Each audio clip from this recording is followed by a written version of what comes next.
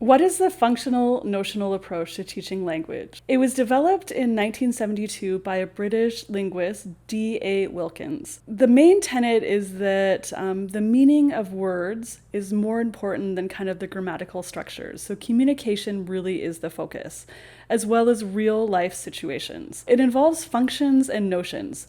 Functions are the reason for communicating, such as you want to invite someone to some like event or something, or you want to complain about something at a store. And the notions are kind of the thoughts and the ideas, so kind of the building blocks, the grammar and the vocabulary that you might use. So you can kind of see the functional notional approach in lots of ESL textbooks. So there'll be a chapter on, for example, like complaining about something. There'll be a chapter on giving advice to somebody. So lots of textbooks actually loosely follow this approach. So here are some of the key ideas. So needs analysis is key. It's focusing on real life situations that students are motivated to learn or that they'll encounter kind of in their real life. Context is everything. So teaching language without context, according to this theory, is a waste of time, because if students learn some grammatical structure or some vocabulary set but don't actually know how to use it in real life, they'll actually never use it. So you have to always associate language with context. The next one is authentic materials. So this kind of involves or is like closely related to using the real life situations. If you can use authentic materials such as actual restaurant menus, maybe like actual bus schedules, some websites for like booking like hotels or plane tickets or whatever, it can actually be very motivating for the students. Another one is student autonomy. So students are responsible for their own learning. The teacher is more of a guide, not necessarily like the all-knowing guru who like gives their knowledge to the students, but students have to take responsibility for their own learning, and the teacher can help them along that path. But in reality, it's up to the students. And then another principle of the functional notional approach is assessment. So teachers should constantly be assessing their students, how they're doing, what kind of they need to improve upon, and giving feedback to the students. So some of the most common activities that you'd see in the functional notional approach are role plays. So these are kind of real life situations. Also information gap activities where one student has a set of information and then the other student has another set of information, and they have to talk to each other to combine that information to get the full set. Discussions, and then also some task-based learning projects. Okay, so that is it for the functional notional approach. I hope you found this helpful. Please hit like, subscribe, and also check out my book, ESL, EFL Teaching Practice and Methodologies.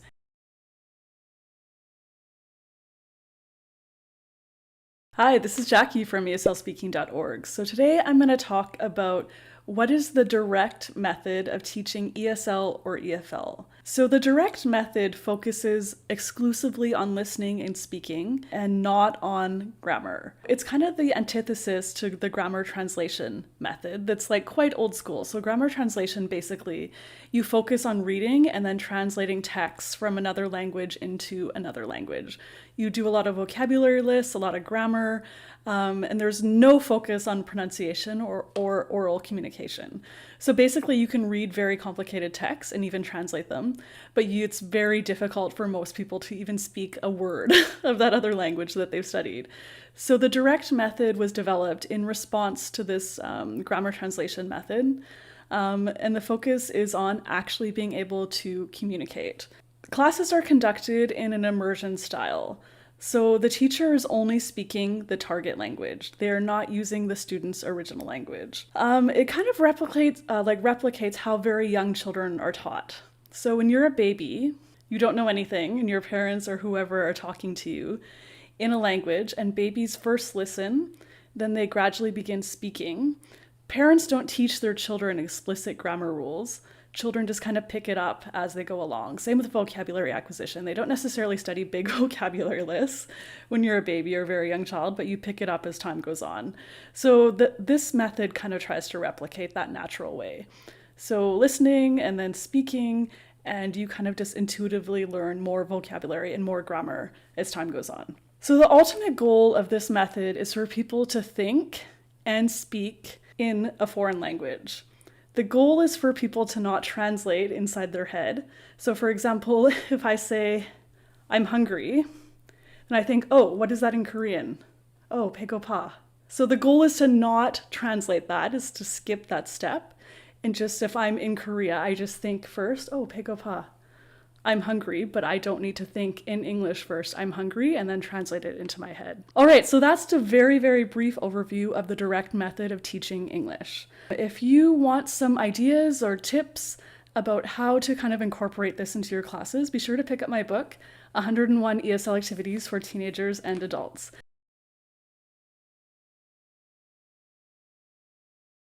Hi, this is Jackie from ESLspeaking.org. Today I'm going to talk about what is Suggestopedia.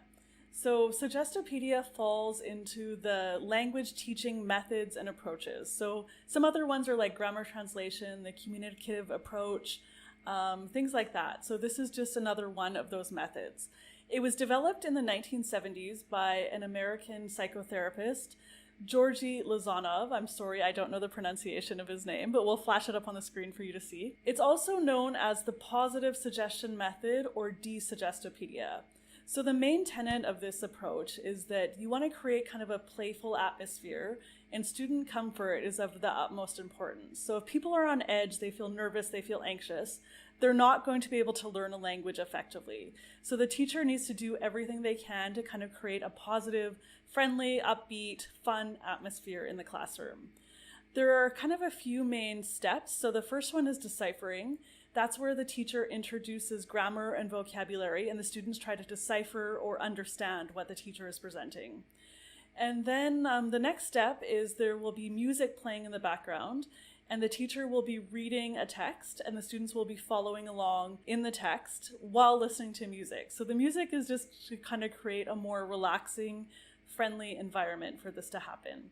Then some of the next steps are kind of the production ones. So in elaboration and production, students learn or use what they have learned in the class.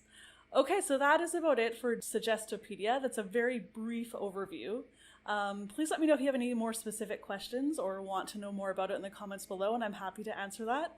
Also, check out my blog post. I have an overview of all the language teaching methods and approaches.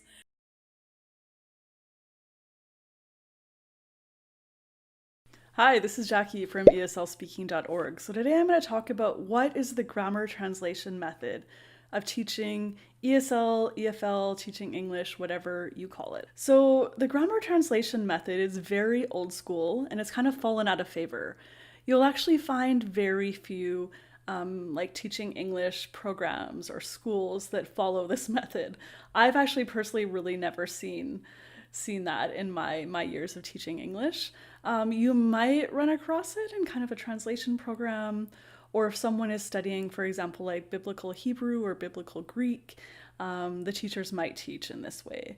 But that's kind of the only place you actually might see it. But what is it? It's good to know kind of where we've come from into the newer methods. But this is kind of where it all got started. So it actually derived from Latin and Greek teaching methods from hundreds of years ago. The goal was to read and translate foreign texts.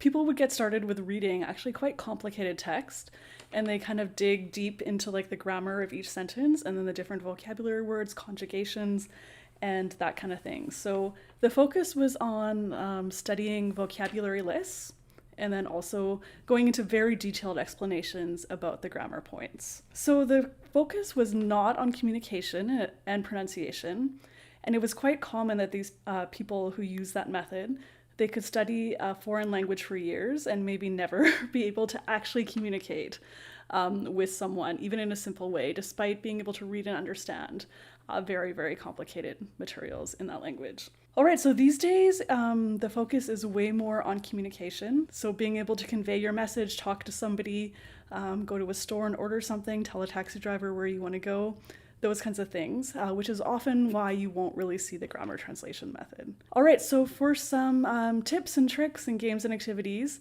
for teaching in kind of the newer way, be sure to check out 39 No Prep, Low Prep ESL grammar activities.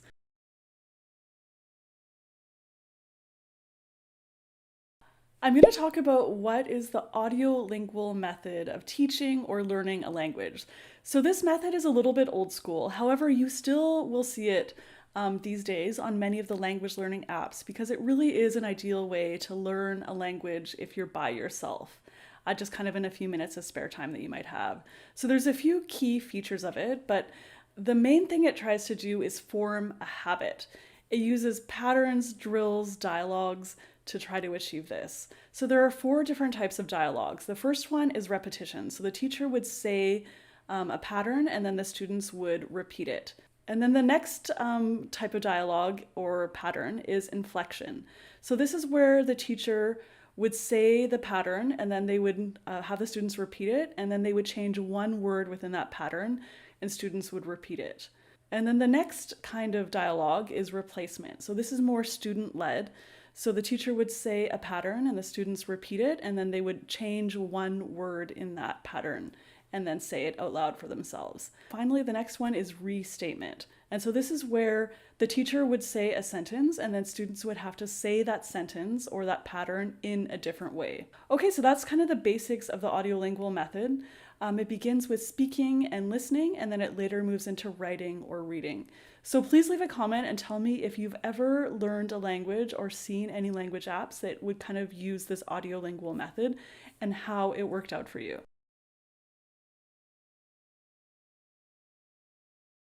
What is the structural approach to teaching language? So the structural approach is all about teaching grammar rules in a specific order. So most ESL textbooks are designed this way, actually. If you go to a level 1 textbook, you'll see the very, very simple grammar things in that first textbook, and then the subsequent grammar rules will often build upon what has been previously taught. It's all about grammar in this correct order. It's not about memorizing vocabulary or lists. Vocabulary just kind of comes as a natural byproduct of learning these grammar rules. So an example is that students will have to master the to be verb. So I am, he is, they are in the simple present before moving on to the present continuous, which uses the be verb as a helper verb. That's just one quick example. You wouldn't jump into the present continuous before teaching the simple present.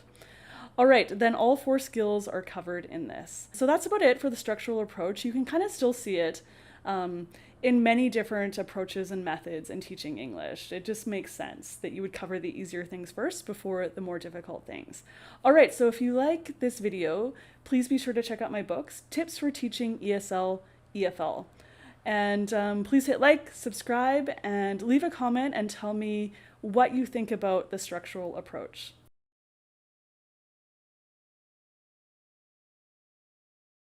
I'm going to talk about what the bilingual method of teaching a language is. So first of all, what is the bilingual method? It's when you use 2 languages in a class to teach a language. And so for example, if you're teaching in Korea, the students would use Korean as their mother tongue, and then you would also be using English in that class. In another country like Japan, Japanese would be the mother tongue, and then you'd be using English. So how does it work? Well, the explanation is in Korean or Japanese of the grammar rules and of the vocabulary, but then the rest of the class is conducted in English. So what are some of the pros of the bilingual method? Well, first of all, it can help students achieve fluency because most of the class is conducted in English. There's just a little part, the explanation part, is conducted in the mother tongue, but then they're spending the rest of the class focused on English. It can save time. So if you are explaining a complicated grammar rule or a vocabulary item, just using a little bit of their native language or having maybe a co-teacher or something like that that would use a simple explanation in the native language can save 5 or 10 minutes. I know that students don't necessarily know the words for grammar rules in English, so it can be quite difficult to explain. So you can really save a lot of time. And so the next pro is accuracy. So this can help students achieve greater accuracy because they've had a good explanation about what the grammar point is or what that vocabulary item is. And then the next pro is that it's easy to teach. So this means that a lot of teachers can use this method. So for example, if someone is not that confident in English, but they are teaching English, they might not be able to explain quite complicated grammar rules in English. That's not that easy to do, actually. But if they can explain it in their own native language, that can really help them and can help the students, and it just makes English more accessible because of the greater availability of teachers. All right, so what are some of the cons of the bilingual method? First of all, it can lead to a bit of confusion if you're switching between English and then another language. Maybe students aren't sure about exactly when they should be using each language, and they may try to use their native language when they actually should be using English in kind of the production phase of the class. And so another con is that it's better for beginners rather than higher level students. So beginners may want a class where the teacher is explaining grammar things in their native language. However, for higher level students, it may not actually be that useful to be conducting the class in a language that's not English. They can handle English and will actually help them improve their fluency. And then the next issue is there might be some pronunciation issues.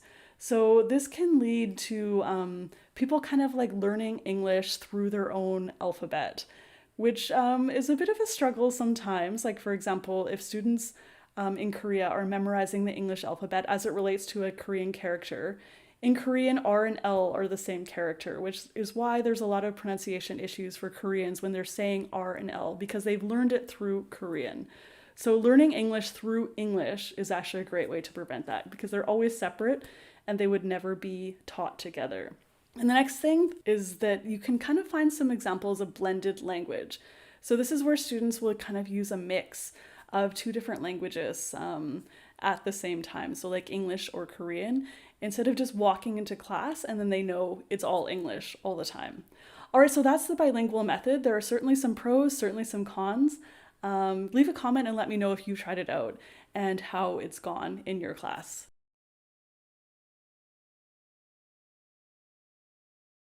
What is a situational approach to teaching English? It was developed in the 1930s to around the 1960s in England.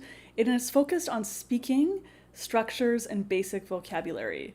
So all the structures are presented in specific situations, hence the name situational English. There's lots of repetition and the focus is on no errors. And so the teacher would correct every single error because they view language as a habit formation kind of thing. So they don't want students to be practicing errors and then errors would eventually become fossilized.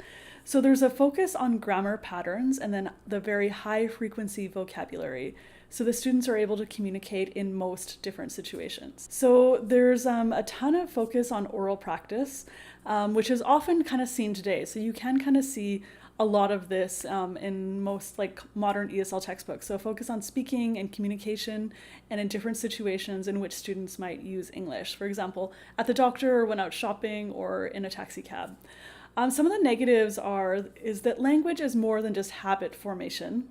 And like, what about a novel sentence? If you want to say a sentence that nobody has ever said before, you have to know how to do that. So you can't just learn that by habit, but you actually need to create your own language. And the other negative is that the teacher is always correcting every single error. It can kind of inhibit communication. Okay, so that's it for the situational approach to teaching English. If you have any questions or comments, please leave a comment below, and I will catch you next time.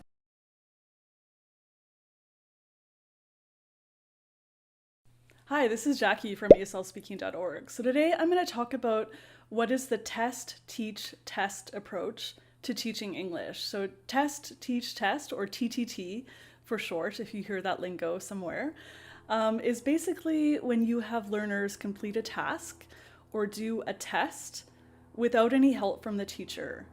The goal of this first stage is for the teacher to gather information about what the learners know or don't know about that certain grammar point or vocabulary set or topic. So after giving this test, the teacher compiles the results and kind of takes a look at what students know and what students don't know. And then the teacher teaches students what they need to know or kind of the gaps that they might have in their information about that certain topic. After that, the teacher gives another test or task to see if students have gained any new information about it. So I'll give a quick example. It's quite useful for something like the simple past. So unless you teach absolute beginners, it's likely that your students already know a good bit about this grammar point because it's one of the first ones that they might see in even a very beginner ESL textbook. So most students could say like, last night I ate pizza, no problem. But they might struggle with last night I didn't eat pizza. It's not ate, last night I didn't, it's the simple present form, last night I didn't eat pizza. They might also struggle with question forms. So last night, did you eat pizza? That's often quite difficult for students. So for example, if you give a test, you can maybe see, okay, students know the simple past for regular verbs, they know the simple past for irregular verbs, however, they don't know the question forms or the negative forms. So in that case, you could do a little bit of a teaching session and then give a test and then see if students have picked up that knowledge. All right, so if you want some more teaching tips, be sure to check out my book, Tips for Teaching ESL or EFL to Teenagers, University Students, or Adults.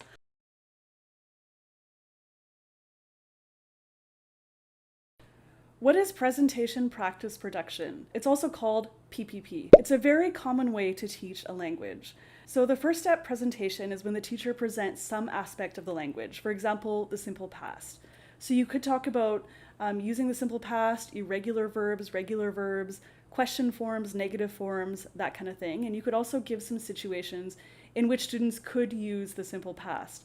For example, talking about a memory, talking about their high school days, talking about a past vacation, what they did the previous night, something like that. The next step is practice. So this is when students will do some exercises in the textbook or a worksheet or something like that. The key is it's very controlled. So students might just have to, they might have to fill in a blank or make a sentence or answer a question. It's usually done through writing. When I get my students to do this, I have them first do the writing exercise, and then they can pair with a partner, and then we just check answers quickly together as a class. The final step is production. So this is a little bit freer. This is when I play a game or activity, or I get students to have a discussion with a partner, and they are free to use the simple past in kind of whatever way they wish, as long as it makes sense and it's reasonably correct in terms of forms. Okay, so that is presentation, practice, production. It's often what you'll see in most ESL or EFL textbooks. If you like this video, please be sure to check out my book, Tips for Teaching ESL, EFL. I'll put the link up there. And hit like, subscribe, and leave a comment and tell me whether you like this approach to teaching English or you prefer something else.